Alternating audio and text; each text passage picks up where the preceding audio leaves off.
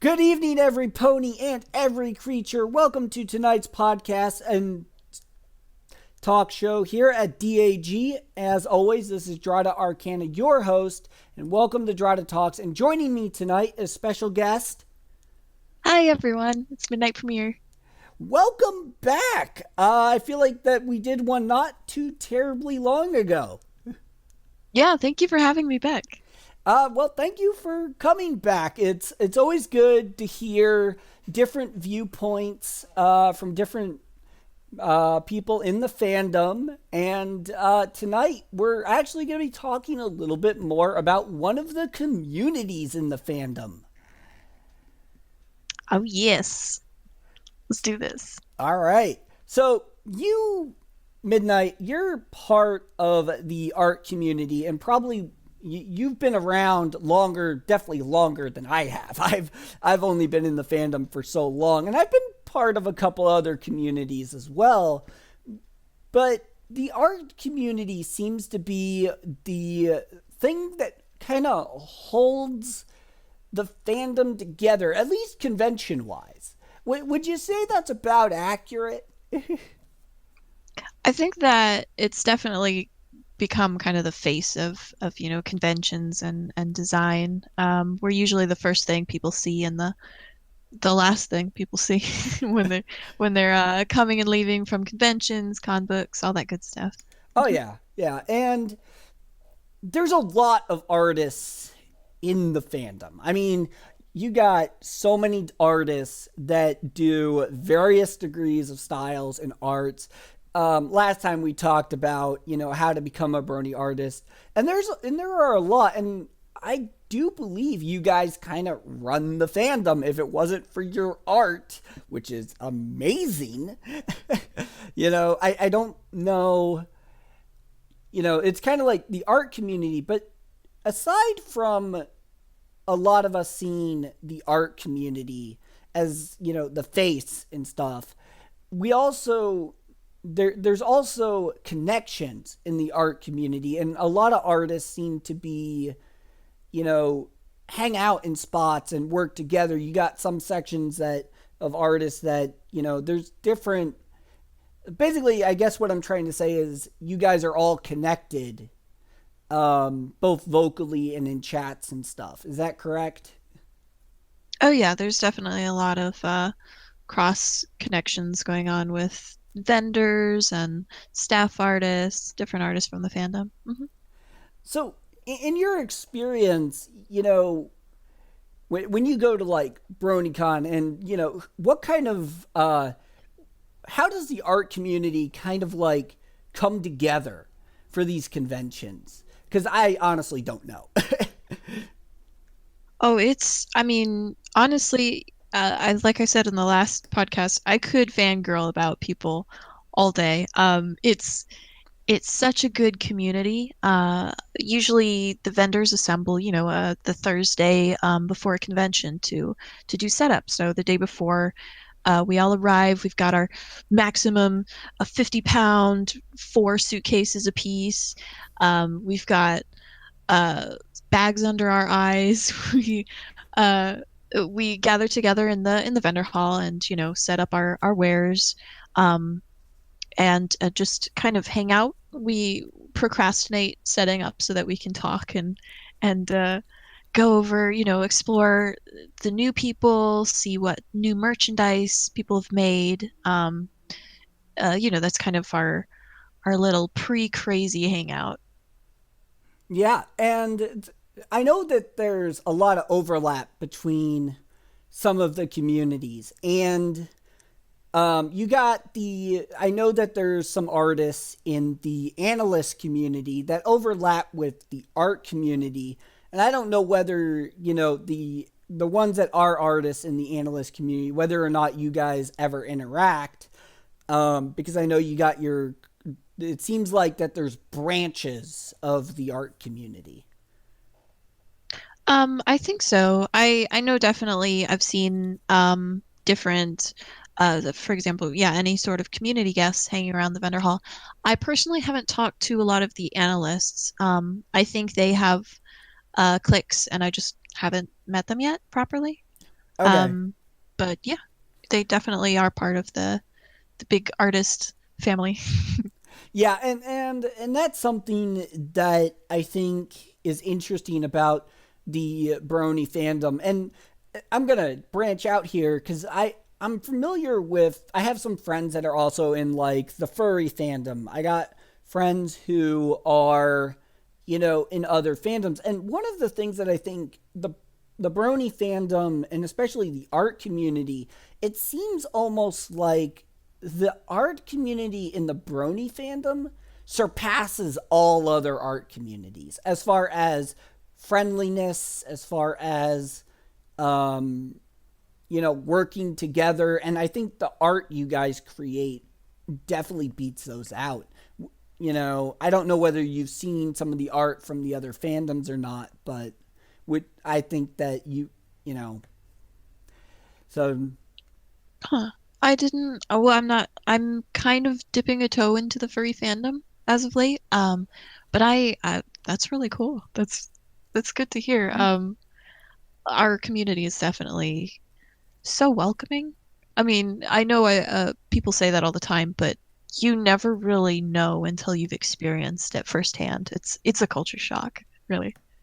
yeah. And so, as far as the art community goes, is there like a branch of different like are there different sections of the art community? Like I know that you can technically branch out a community within a fandom because the Brony fandom I think has several communities in it, and I think that each community has their kind of everyone's kind of got their what is it their personal connections with people and Mhm. all that.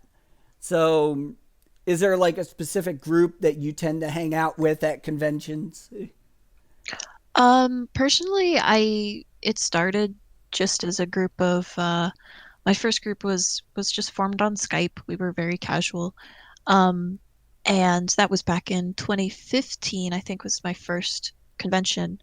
And since then I've just been slowly meeting new people just by circumstance, by vending next to people. Um, so I think my friend groups have been kind of a mishmash of everything. I don't think it has a particular trend in any direction. Yeah, and I also notice that outside of the convention scene, because we could talk about the convention scene all day, Oh yeah. but outside the convention scene, in between conventions, you know, what is it that the art community actually does in between the conventions? Oh geez, you're getting too real here. Um, we we do more art. It's nonstop. I think the tricky part about art is that well, visual art, drawn uh 2D pieces, is that it's so temporary.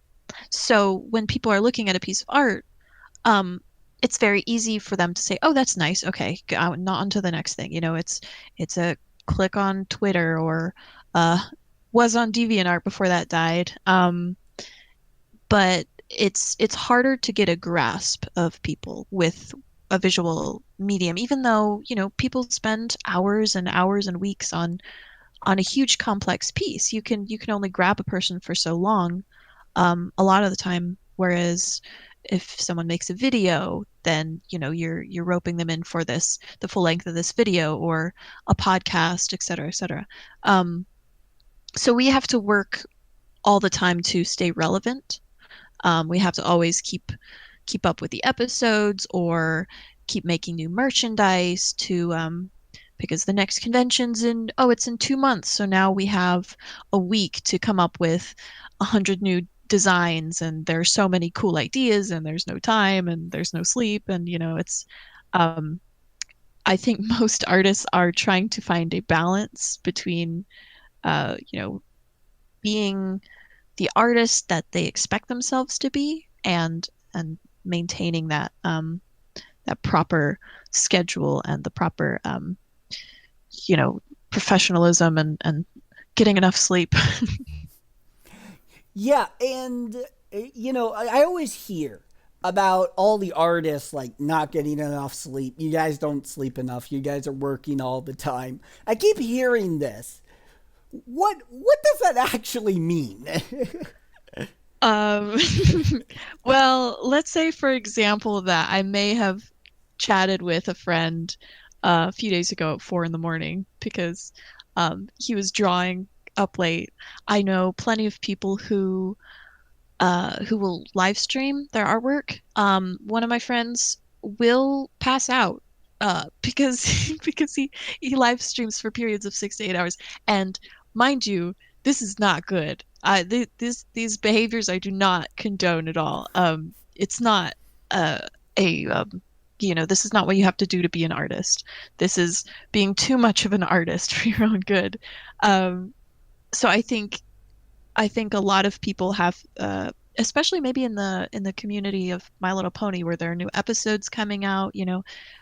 There's that extra pressure to stay on top of things. New art every week, new art every day. Um, so a lot of pony artists I know definitely have not learned sleep. Do they? We do not know what it is. It's a foreign concept to us. Well, it's and I've talked around recently a lot in the different communities. I've talked with various musicians. I've talked with various artists. I've talked with a lot of YouTubers and stuff. And it seems like that we all kind of might overdo it sometimes. We might overwork ourselves, or so how for any advice from you, how do you, because if you are a full-time artist in the Brony fandom, because some of them are full-time, how do you balance that? Because the average job is usually a 7:30 to 5. How would you balance it for your own artwork? I definitely think that's something that needs to be explored for a lot of people. We need um there's no rule set, which is really interesting when you're a self-made artist or entrepreneur of any sort. This can apply to even convention heads, convention staffers. Um, it's hard because yeah, you have to set your own times, you have to set your own rules, and very often you can lose yourself to oh, I want to get this done, or I have these really big projects and I really big ideas and I want to make them all a reality. Um, but what I've learned is that you have to work smarter, not harder. You have to manage your workload, even though all these projects seem really fun. No, you have to you have to have a cue for yourself realistically. How much time will this take? You have to take breaks, plenty and plenty and many of breaks. If you're staring at a computer all day, you're going to develop eye problems, posture problems, wrist problems. I know plenty of people, not just artists, who have already had to suffer through that because now they have chronic wrist problems or things like that. So definitely there are plenty of things that you can do to kind of balance that. Look away, focus your on different parts of the room at different distances, eye exercises, blah blah blah. Um, Basically anything that uh, every 20 minutes you have to find something new to do because art and work in general is very addicting. Uh, so I think it's got similar, just any sort of addiction problems that you might think. So don't be Twilight Sparkle when you're trying to get everything done. Exactly. Yes. Well, and so one of the things that I know as a YouTuber, and it's something, and I was also a writer at one time, and one of the biggest issues in any art related community is something called artist block. How does the community help the different artists within it when they do have artist block? Well, I've been very fortunate to have friends who will kind of just keep an eye out for each other, so I'll get a poke occasionally that says, "Hey, let's play a game. Let's do something that's, not, or even just voice chat or something like that."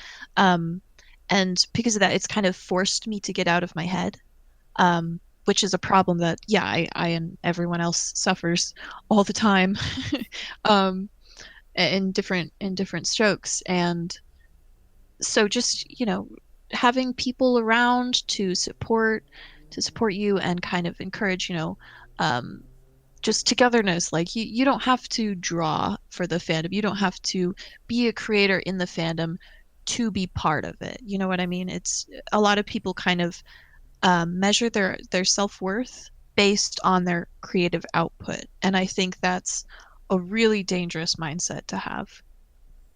Yeah, and one of the other things too is that I bet that there's not all artists in the Brony fandom draw to sell their art.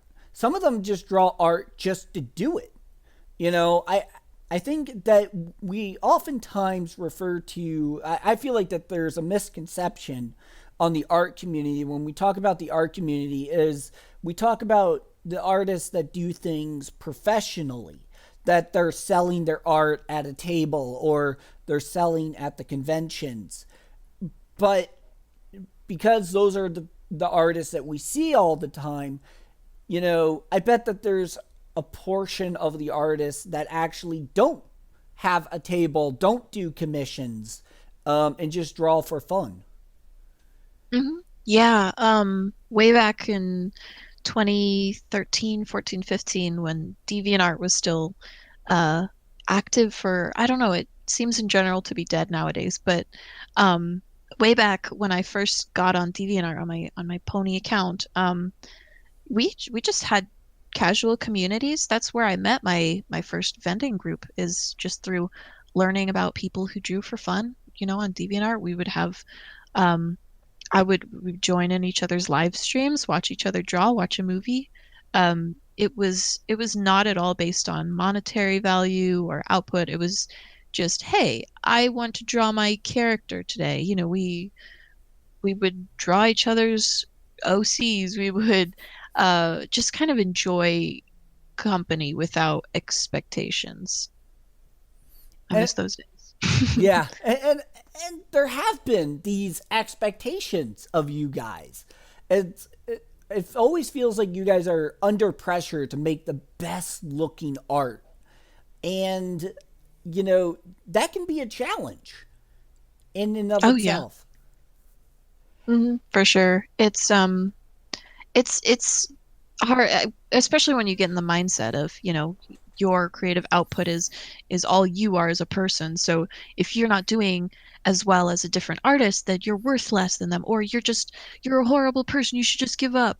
Um, and it's such a tricky mindset, which is why I'm so grateful for the community at large, because I mean, just stepping into the vendor hall, for on Thursday when we do our setup, there is not a trace of competition, of this malicious spirit at all. We go in, we look at each other's merchandise. I mean, people will freely offer tips, say this is where I got my XYZ. This is um how I just learned to do this kind of shading. Look at it, you guys. There's no there's no malicious intent. There's no competitive spirit, angry competitive spirit. It's all in good fun, and it's so inspiring. It just makes you feel like you want to be better for them. Yeah, and something else too is that if we look back in history, art history, and we were to look at I forget the person's name, but the person that drew the Mona Lisa. Imagine how much easier that painting would have been to paint if they had something like this. If they had Control Z. Thank Controls. God for Control Z. Oh yeah. Um I'm really curious to see what's going to be in art museums in, 50 years from now. I I would be appalled and darkly fascinated if maybe a My Little Pony OC made it in there somehow. Having it be a black and red alicorn OC, that's the face of what was My Little Pony. This is Stormageddon, Dark Lord of all. I just did a podcast on designing an alicorn OC, and it was like Oh my goodness. it, The things that people come up with are amazing. I mean, and that's another thing too, is that some of us, go to different artists to get our OCs drawn and stuff. And sometimes you end up ordering, different art from various artists. Um, and connecting with the art community, it seems like that a lot of artists are more than willing to draw OCs. And I always feel bad when they say, "Hey, I'll draw this for free." Oh yeah, yeah, I get that. I think there's again because there's no real rule set that it's tricky to because some people come into they'll go online to artist websites or see them in person at a convention with the intent of, oh, I like this artist. I want them to draw my OC for free. And I get that mindset because as a kid that was I didn't understand the workload.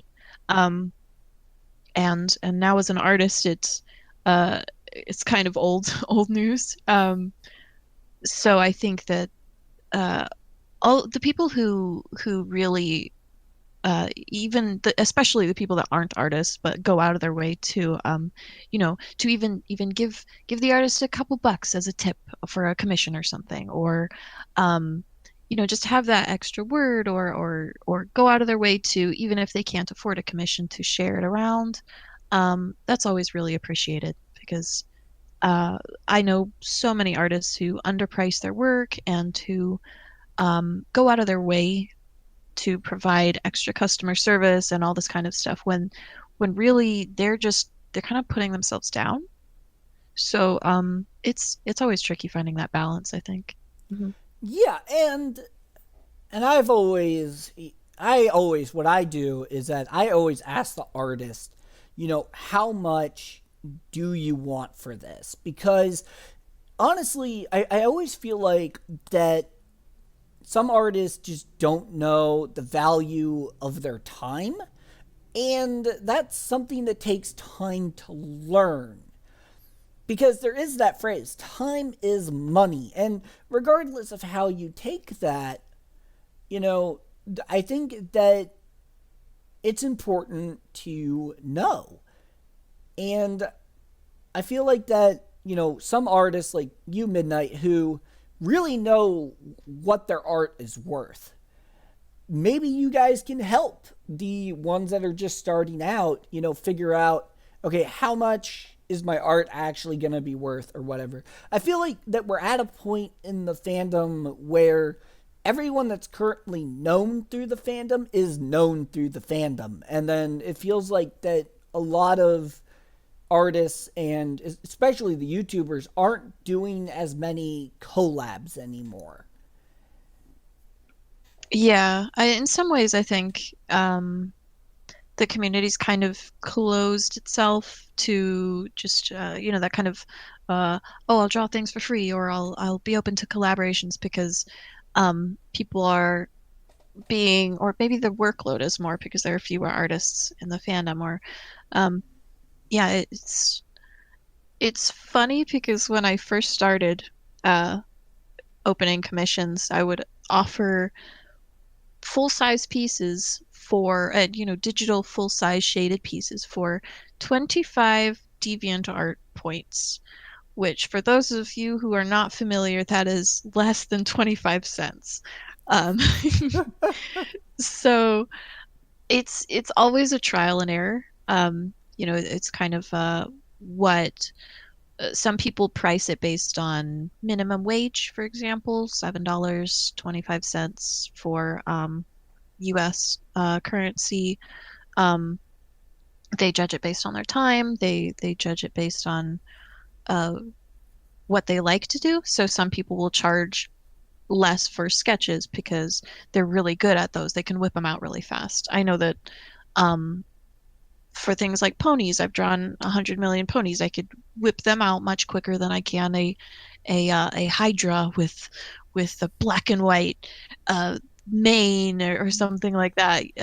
So it's good for the community to come together and really um, just be open about that kind of stuff. It's really really warm and welcoming when you have people that are willing to go up to you and say, "Hey, I'm a fellow artist, and I think that you are underpricing your work," or "Hey, I am a fellow artist, and I'm just here if you want any tips or tricks.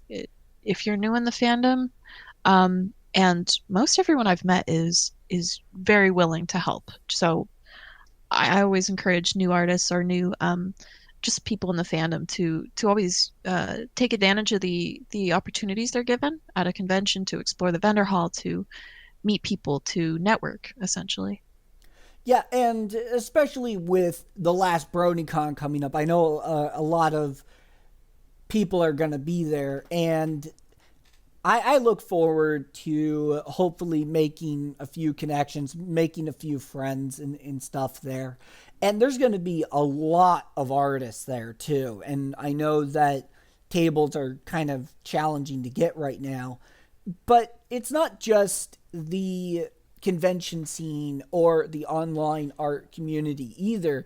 It's there's also other connections too. And there's also sections of the art community where they meet up locally, to draw and stuff. I've heard tales of that. Um, and I noticed that there's a lot of art in this community that ends up on Equestria Daily. They end up, DeviantArt's always the first place I go to. But I notice, Hmm. that there's a lot out there. And I really do appreciate what you guys do. It's phenomenal. Oh, yeah, I'm always blown away. This community, just the passion that people have is so incredible. I've never experienced that outside the My Little Pony community. Any other convention is completely different. This one, pony cons were an absolute culture shock, and I've loved every minute I've been able to spend with this community and everyone. Yeah, and even when we first met, it's I was just getting this show just kind of off the ground, and I'd only done a couple episodes and stuff. But I've been trying to run this thing like every week, and I have the passion to do it. And I really do appreciate you coming on the show to talk about this, because I've always wanted to hear what the different communities are like.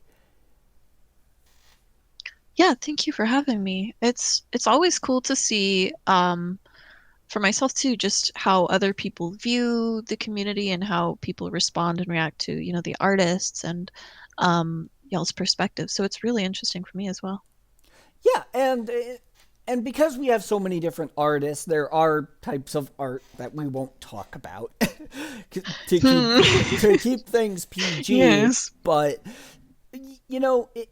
it's always fascinating to see what people come up with, and I really do enjoy approaching the different people in various sections of the community. I cannot speak for experience on that part, but um but yeah, people they apply themselves really well in every different aspect of the fandom. And I'm sure that applies to the under the table merch as well.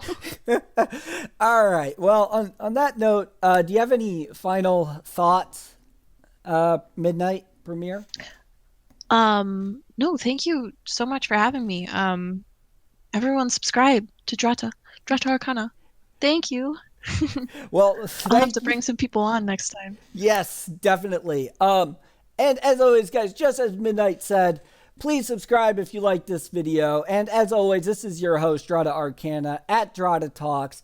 And if you're looking to contact me, you can do so in a number of ways through Dratta Arcana Gaming on Facebook or dratta.arcana@gmail.com. I do have a Discord now. The link will be in this the description. And as always, please check out Midnight Premieres Deviant Art.